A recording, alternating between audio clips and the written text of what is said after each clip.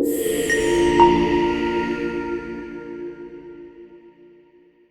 evening, everybody. I'm Riddhi from your All About Well Skin.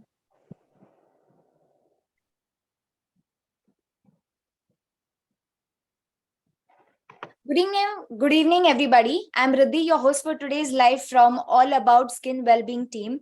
I'm sure all you must be keeping in good health. Today, we are going to discuss about our skin healthy with focus on urticaria or hives, which we, our near dear ones, would have encountered at some times of life. Urticaria is characterized by round rash on the skin that is itchy intensely. It may due to chemicals in certain foods, allergy to certain medication, insect stings, sunlight, and sometimes the cause is unknown. As per the study published in an Indian Journal of Dermatology, Venereology, and Leprosy, more than one-fifth of the population suffer urticaria at one time. 60% of the patients are in the age group of 20 to 40 years. Incidence is higher in older age group. Urticaria is classified as acute and chronic, but the most important part is not to ignore it, and doing self medications can worsen its symptoms. Consult your nearby qualified skin specialist immediately for an early remissions. In today's digital world, it's boon or a blessings if we can get to hear from an expert dermatologist online for about urticaria and its types, how we can prevent it, the kind of test required for its diagnosis, the right treatment and management approach for an early relief.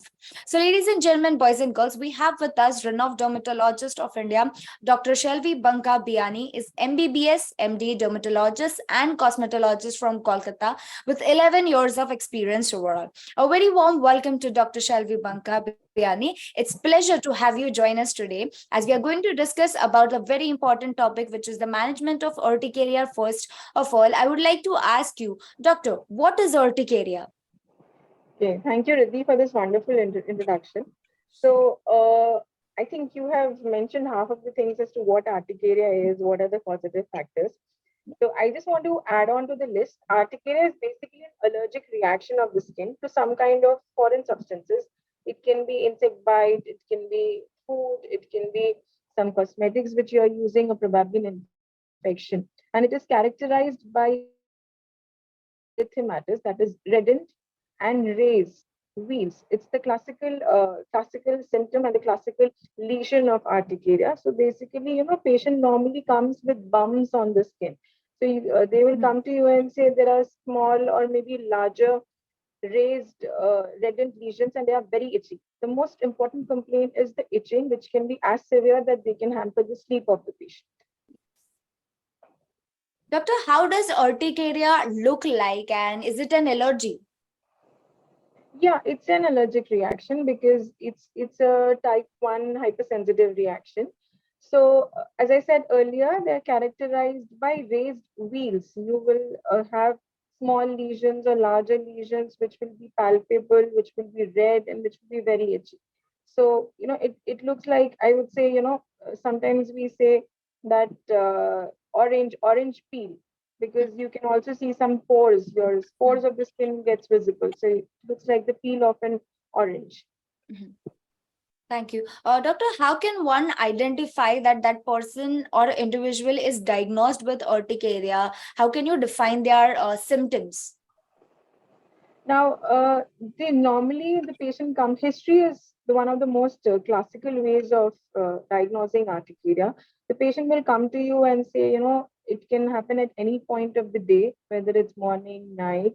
No, normally it stays for say around 1 or 2 hours. Sometimes, if it stays for more than 24 hours, then we call it arterial vasculitis, which is a very different chapter. But Hmm. now we are emphasizing on urticaria. So it normally stays less than 24 hours, Hmm. goes on its own without leaving any post effect, post residue. It doesn't leave any mark, it doesn't leave any sign. Hmm. But when it occurs, it can be so devastating that the patient can just continuously go on itching inside the body. So they are transient reactions. And Hmm. sometimes we normally classify it into acute and chronic. Hmm. So patients just come to you and say ki suddenly start hua, and it can be very sudden. Say one day you go somewhere and the next day you come with all the reddened skin. You look like Hanumanji, we call it, because your face gets swollen, your eyes get so swollen, and acute urticaria can be very sudden to come as well as very sudden to go. Chronic urticaria, on the other hand, stays for more than 6 weeks and it comes daily, stays for some hours, then it goes on its own. But it's recurrent, it comes and goes daily. So How does basically, history is the most important thing. Mhm. Thank you. How does mild urticaria come and go? What is the duration and what symptoms does it stays? See, we normally classify article into acute and chronic. The Hmm. other classification, which you're saying as to mild, moderate, and severe, it depends. It's based on the patient's questionnaire. You Hmm. ask them questions how much it hampers their life, and accordingly classify into mild, moderate, and severe. We also classify depending upon the number of lesions. So when you have less than three lesions, maybe 3 to 4 lesions only, we call it mild. 4 to 10, we call it moderate. More than 10, we call it severe. Hmm. So that is another separate classification, which is mainly for the clinicians. But the main classification which we follow is the acute and chronic, whether it is lasting for less than 6 weeks or more than 6 weeks. And accordingly, we also decide our treatment. Doctor, is urticaria a serious disease? Yes, when there is a section of urticaria which is associated with angioedema. Now, urticaria normally the swelling stays there in our skin. We normally have three layers: the epidermis, dermis, and the subcutaneous tissue. So, whenever the lesion stays up till the dermis only, we call it urticaria. But the moment the subcutaneous tissues gets involved, it is more severe and more there is more of swelling, and we call it angioedema. So Mhm. this angioedema can sometimes affect the internal organs also, like it can affect your larynx, so you have difficulty in breathing. It can affect your pharynx, you can have difficulty in swallowing. So whenever these articular lesions are associated with angioedema, they can be very life-threatening because you will not be able to breathe and suddenly you can just go into a respiratory distress and die. It can also result in death. So it can be that severe.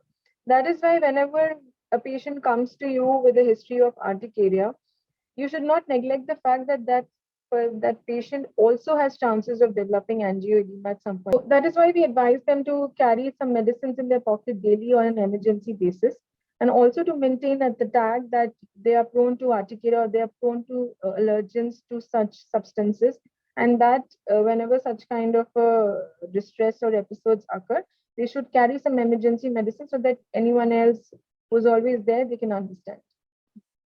Thank you. Doctor, which are the most common part of the body where urticaria occurs? So urticaria can occur in any part of the body, but what you're specifically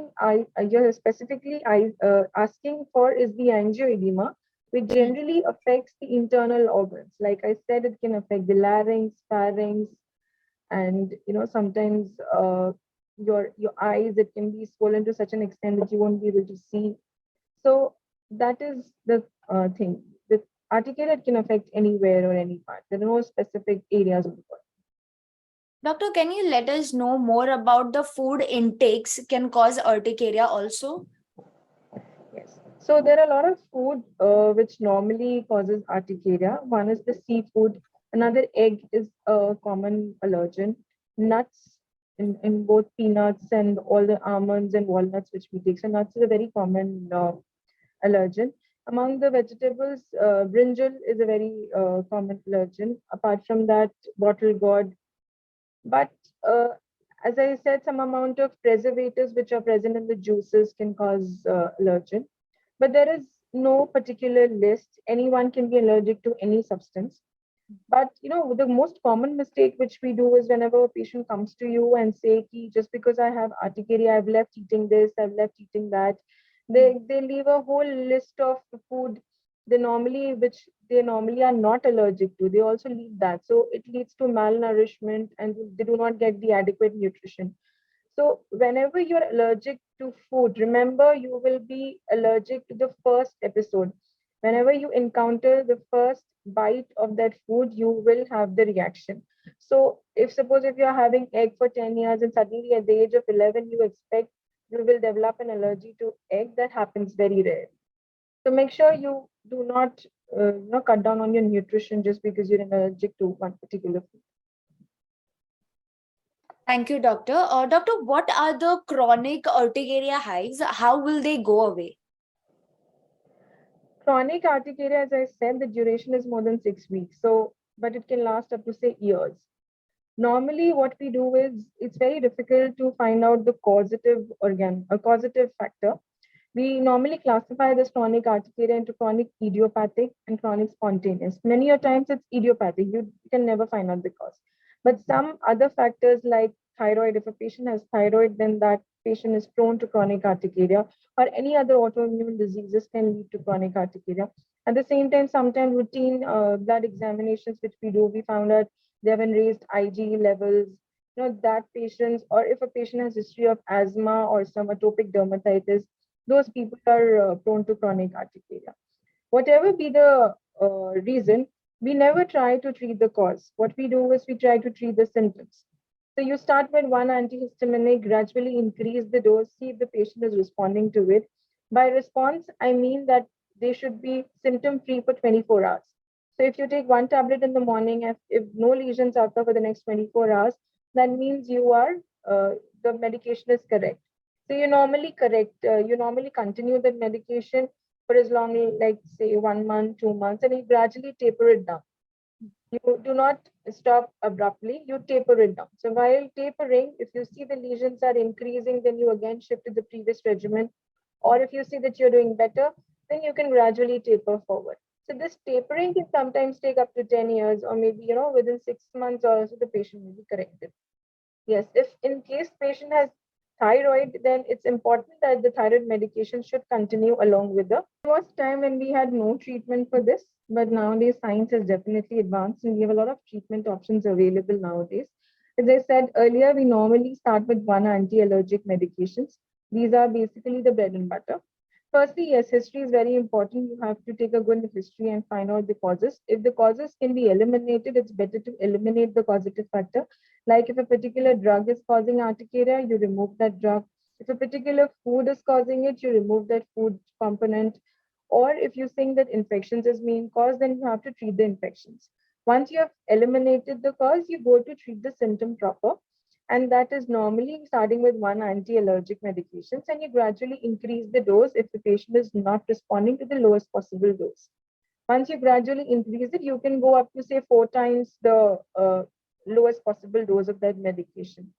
Then if you see the patient is responding, you can continue the same. If not, you add another drug and gradually see the response. We have other drug possible options also available, and you go on increasing one drug if you see the patient is not responding. And once you see it's responding, then probably you continue for a month and gradually start tapering it down. Okay. Doctor, what are the tests available that one should do to check if they are diagnosed with urticaria or not? So, in cases of acute urticaria, we normally do not do any tests because, as I said, that acute urticaria is very acute, very sudden. You go to a particular place, you get the lesions, and then when you leave that place, the lesions get subsided. So, an acute urticaria test has no role. We normally do tests in cases of chronic urticaria when the history is, say, for more than 6 weeks. So, we Hmm. normally do a routine complete blood examination. We do a stool test just to find out if you have any parasites or any, organisms, ova cysts in the stool. We do a thyroid test. We also do an ESR and a CRP to find out if you have any infections going on inside the body. Uh, there are certain other tests like IgE tests, which I routinely normally don't do, but many physicians do consider doing an IgE test. And again, depending upon the possible history or possible reasons, explanations what the patient gives, you can add some more tests if you like. Doctor, as you mentioned about the lifestyle of a individual, so can you elaborate us on about what lifestyle changes can lead to major causes of urticaria? Okay, so as I said that lifestyle modifications can be if you feel that you are allergic to dust, or if you're allergic to certain pollen substances. Pollen is a very common allergen, so you should avoid places where you find a lot of dust or pollen substances, like gardens and everything. Apart from that, there are no specific lifestyle modifications which are mandatory for urticaria. But yes, if you have increased cholesterol or something, there are certain drugs which we cannot give. So in that cases, you have to lower down your cholesterol into probably. But yeah, and if you have a history of say asthma, breathing problems, then you have to do some yoga, or you have breathing exercises just to make sure that these also get cured. So apart from that, there's no specific lifestyle modification, but yes, depending upon the positive factor, you can change your lifestyle. Doctor, what are the potential complications of urticaria if left untreated? So, as I said earlier, if left untreated, it can go on to having very severe urticaria, wherein the entire body can be involved. At the same time, you can also have angioedema, where the larynx, pharynx, if involved, can lead to sudden respiratory distress and death. Thirdly, yes, your quality of life also decreases. So the patient comes to you constantly itching and they cannot sleep. So all these are the various complications which we can have. But definitely, this is not contagious. So it's not something which you will give it to your families. Yes. Thank you, doctor. Can urticaria be caused by stress? As you mentioned earlier, that it is maybe one of the cause of the stress. So, if yes, then what are the symptoms and how does stress urticaria look like? No, stress urticaria is just a normal urticaria, but it's induced by stress. Sometimes, what we have is known as cholinergic urticaria, which can be caused by stress. In that cases, the lesions are very tiny and small. Hmm. Instead of having big lesions, we have very small papules on the entire body. And it is normally exaggerated by stress or doing, if you do a lot of gym, if you're doing exercising a lot and you sweat a lot, then it can be exaggerated. So the morphology is not very different from the normal urticaria, but stress is one factor which I think causes all the diseases in the world. So it's very important to keep your stress level down, but it doesn't happen in the real life. All right, doctor, as you said, it just disturb the sleep at night. Why do hives or urticaria get worse at night? Now, this is a very common myth. It's not that the urticaria gets aggravated at night. It's the itch which gets aggravated at night, because throughout the day you're busy doing your work, your mind is occupied. You never feel the urge to itch, but at the night when you're relaxed, when your mind is not occupied with anything else, just a small lesion can cause severe itching, and you create a vicious cycle. When you do a mild itch, you go on itching because your mind is not occupied. You're just concentrating on that itch. So you automatically create that vicious cycle. So basically, it's a myth that urticaria gets exaggerated at night. But yes, there are certain urticarias which can increase at night. Doctor, does urticaria make you tired? The urticaria makes doesn't make you tired, but the medications which we give for urticaria can cause drowsiness. In fact, one of the ways of treating urticaria is to make the patient sleep so that they do not itch, and hence to break the itch scratch cycle, you need to make the patient sleepy. So most of the medications that we give for urticaria causes drowsiness and sleepiness. So that is the reason why we have to be very wise in choosing an anti-allergic medication for a driver who works nights or people who do night shifts. Thank you, doctor. Is there any dietary precautions or do's and don'ts for patients for having urticaria? Okay, so there are no specific do's and don'ts. It's just that if you have targeted a particular allergen, particular food which can cause urticaria, so you just have to avoid that food. Otherwise, there are no specific do's and don'ts for urticaria. Do take your medications, right? That's also the important thing, because many of us, what we do is whenever we have the lesions, we take the medication, and whenever we are symptom free, we do not take. But the urticaria medications has to be taken daily, irrespective of whether you have the symptoms or not, especially in chronic urticaria. Doctor, can COVID cause hives on face? Yes, we have had reports, we have had cases wherein COVID caused a lot of skin manifestation, out of which urticaria was, I think it was one of the diseases which topped the list. So many people came out with urticarial lesions or hives. The pathogenesis being the same, that COVID can, stimulate the mast cells to stimulate histamine and other mediators which can cause urticaria. And the treatment also remained the same. So, the treatment protocol and the pathogenesis protocol was not different in COVID than in cases of other cases. Doctor, is urticaria a lifelong disease? Not really lifelong, but yes, it can stay up to, say, sometimes 10 years, 15 years. I wouldn't say lifelong nowadays. As I said, we have had medications which can curb it down at a very faster rate. We have new and new treatments. We have injections available which can make the patient's life much easier and much better. And we have seen reports where urticaria was cured for life. But yes, people have suffered for as long as, say, 15, 20 years also. So that itself says that it can be sometimes like. Doctor, does urticaria, if treated well, can have the possible chances of diagnosed getting urticaria again?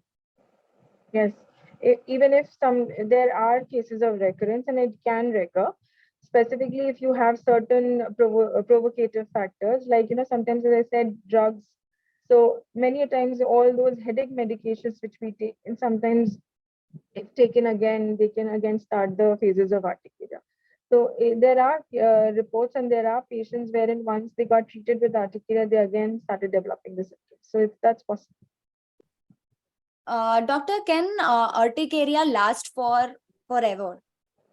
That's what you asked a little bit earlier. That can it be lifelong? Yes, it can be lifelong. But nowadays, as I said, that newer medications and a lot of good medicines are available, which can curb it down, which can keep it under control. So we have had a lot of advancements wherein we can treat urticaria. Doctor, in those cases wherein the patient is allergic to medications, so what do we do with those patients who are allergic to anti-inflammatory medicines or any medications provided to them to prevent urticaria, and still they have allergy of skins? So what do we do in that? Yes, it's a challenge for doctors, specifically when you have patients who are allergic to most common medications which we give. We have also had reports wherein the patient was allergic to paracetamol. So in that case, it definitely becomes a very difficult situation for us. But then you shift. It's important that you have to avoid that medication. You have to see for alternatives which are available. In case you do not have an alternative, then there is a method by which you give very small doses of that same medications which the patient is allergic to, so that the patient's body gets adapted or accustomed. And in that cases, we have seen that after giving very small doses, at one point of time, the patient starts to tolerate that drug. So that is another method by which we can increase the tolerance to a drug. Doctor, is that as you mentioned prior, that stress causes factors of all the problems and diseases. So, does obesity and diabetic patient can have the major criteria of diagnosed with urticaria? No, there is no direct link of obesity and diabetes to urticaria. But obese patients are prone to urticaria. Obese and diabetic patients are prone because of probably the medications which they are taking can occur. They have more chances of infection. So indirectly, they can have more chances of having urticaria. So in a way, I wanted to say that obese and diabetic patients, they are more prone to getting a lot of other diseases which can indirectly lead to urticaria. So there is not a direct link, but indirectly, yes, they are more prone. Doctor, how do we permanently stop urticaria? Uh, there is no particular drug of choice. We start with one drug, we gradually escalate the dose, we see the response of the patient. If the patient is responding well, as I said, we gradually taper it down and ultimately to a point whether we can stop the drug.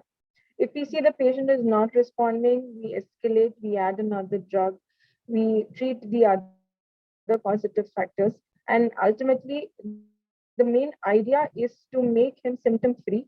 Even if the patient had to take that one drug for, say, years, that drug should be free of some side effects. So mostly many of the drugs which are available in the market for urticaria, they are absolutely safe and they can be taken for years.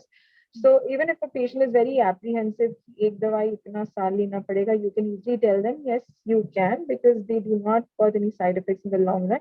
It's like taking, it's like taking your food every day. So you have to pop in one pill every day just to keep your arterial lesions under control. Thank you, doctor. The info session has been very informative, and we are having pour of questions from all our viewers. So we have Harshita Pawar with us, whose question is: how long can we expect the hives to last, and are there any long-term effects or complication associated with chronic urticaria in children? Okay, so there is, as I've already, I think I have already answered your question in my session. But as I said, that we normally divide the hives into acute and chronic. So acute can be very short lasting. You can suddenly have urticaria one day and the next day you are symptom free. But chronic generally lasts more than 6 weeks and it can last up to years. So in that cases, sometimes patients can get symptom free in 6 months, sometimes 1 year, sometimes it can last up to say 10, 15 years also. In children, there are most common cause of urticaria are the infections and also the worm infestations. So parasitic infestations is one of the one common reasons why children get urticaria. So you have to treat this symptoms. In fact, a child when he or she comes with urticaria, I normally prefer giving an anti-helminthic, anti-parasitic, even if I find no symptoms and even if I do not do a stool test. Also, infections, as I said, is one of the most common causes. So sometimes there can be very mild infection which may not be visible. So as soon as the infection gets cured, the urticaria will itself get cured. Again, long-term complications in children are similar to that what we get in adults. But there is a certain disease of skin which is known as mastocytosis, which is a genetic disease which can happen right from birth. Now you have to rule that out before you are diagnosing urticaria. So the treatment and investigations remain the same. It's just that you have to be vigilant about this particular disease also. Doctor, as we said prior, sunlight can be the cause of urticaria, and if it is yes, then what creams and lotion one should use for their regular lifetime, because they are allergic to sunlight and which they cannot avoid. So, what creams and lotion they should use? So physical urticaria is one category of urticaria wherein light, cold, even water can cause urticaria. So yes, we have a category called as solar urticaria where sunlight can cause urticaria. So in that cases, as I said, you have to avoid the provocative factor. You can avoid sunlight by say, restricting yourself indoors during that 10 to 3 period. Between 10 a.m. to 3 p.m., I request my patients to stay indoors, try working indoors, and all the outdoor activities can be done after 3 p.m. or before 10 a.m. Secondly, getting adequate sun protection, wearing sunblocks, using a hat, using an umbrella, wearing full sleeves clothing. So all these are factors which can be done to prevent sunlight. And even if you have, or what you can do is you can take a preventive antihistaminic the day if you are planning to do some outdoor activities. You can take a medication beforehand so that you will not have that. Thank you so much, doctor. We have Ria Sathi with us, whose question is: when should we seek medical attention for her child's urticaria, and what are the warning signs of severe allergic reaction? If the urticaria is acute, less than 6 weeks, the first symptom of urticaria, you definitely panic. You go to a doctor, and the doctor will definitely give you a medication because it is an indication. If the patient has very itchy lesions all over the body, suddenly one night, you will not wait for 2 days for the lesions to subside. You will definitely visit a doctor, and doctor will definitely give you medications. If you see that after the medications, the lesions have subsided, but it again recur the next day, then you have to continue the medication for some days. Now, if this pattern continues for more than 6 weeks, then your child is going towards chronic urticaria, which requires the medication to be continued for a longer duration of time. Along with that, as long if you see that if it is going more than 6 weeks, you have to run some tests on the child. If it is less than 6 weeks, no tests are required. But after 6 weeks, you do some blood tests. You seek an adequate history, whether there is a family history or whether parents are also involved, whether there's a history of thyroid disorder. So all that adequate history, some tests, will give you the provocative factor sometimes. If that address the cause and accordingly you treat. Okay. Thank you, doctor. I think the information which you have given to Ria, she might actually use for her child as well, and also she might suggest her friends also for same for taking care of their loved ones. Doctor, can you help me out with those reactions which are similar to other diseases? So, as in like round rashes or getting red or inflammation. So, there are some symptoms which are similar to other diseases. So, how can one identify that it is urticaria only? So urticaria is frequently misdiagnosed with other lesions, but one common symptoms which will decide whether this is an articarial lesion or not is the pruritus. The pruritus can be, it is very severe, unlike normally other diseases, but still you have a lot of misconceptions, or sometimes they are misdiagnosed. In that case, it's very important to have a good clinician eye. A very good dermatologist or a good clinician will guide you whatever lesion you're dealing with, because in dermatology most of the lesions are diagnosed with the eye. You normally do not run some test every time, but yes, there is one section of urticaria which we call it urticarial vasculitis, where we sometimes have to do a biopsy, and in that cases we will have to do a biopsy. Otherwise, looking at the lesion, you can easily say whether it is urticaria or not. If it's, as I said, that common conditions which are frequently misdiagnosed with urticaria, artenia, sometimes, type 1 reactions of leprosy. There's an skin disease known as granuloma annulare, which can be confused with urticaria. So in that cases, there are other investigations. There is dermoscopy. Then you can palpate the lesion and diagnose. In extreme cases where you do not have any option, you will have to go for a biopsy for the correct diagnosis. Okay. Thank you, doctor. We have Abdul Rashid with us, whose question is which food should he avoid if he have urticaria? Now, there is a whole list. If you start avoiding them, you will be cachectic and malnourished. But honestly, you will have to see, because if a particular food causes an arterial reaction, it will give you within a span of say 1 to 2 hours, not more than that. Within an hour or two, you will get the reaction. So you will have an idea as to what you're. Also, sometimes it becomes difficult because whenever we have food, we do not have a single component. Say when we are having lunch, we have dal, we have chawal, we have sabzi. So there can be anything which can cause. But if you are in a routine practice of having some food, like as I said, that certain allergenic food, if you are routinely having it, till now you haven't had any reaction, that's unlikely that you will have it later. Yes, doctor, as you mentioned that a list of food can come out to avoid. So, what is that one food that one should maintain at least for the entire day? Either it should be a sour, spicy, or citric food that can help reduce urticaria. No, no, there is no food such. I never advise my patients to avoid any food. I tell them have everything. Yeah. But if a patient comes to you and says कि uh, जब भी मैंने egg खाया, I had that lesions, then obviously definitely the patient will be the best judge, your best doctor to tell you that this particular food is causing me urticaria. You will never be the person who can judge it. But yes, there are skin allergenic tests. There are patch tests available. If sometimes you find that there is one particular food which can cause, you can run some patch test on the patient, and that can give you a correct diagnostic as to what food can cause it. Thank you so much. We have Purvi Mehra, whose question is: can chronic urticaria in children have any long-term effects or complication? No, complication in the sense if they are associated with angioedema, as I said, if sometimes respiratory, if you have seen your child that during the arterial episodes, the child is also having respiratory distress, the child is feeling drowsy, nauseating, or staying irritated, then it's time to visit a doctor. It's important that you have to correctly treat it.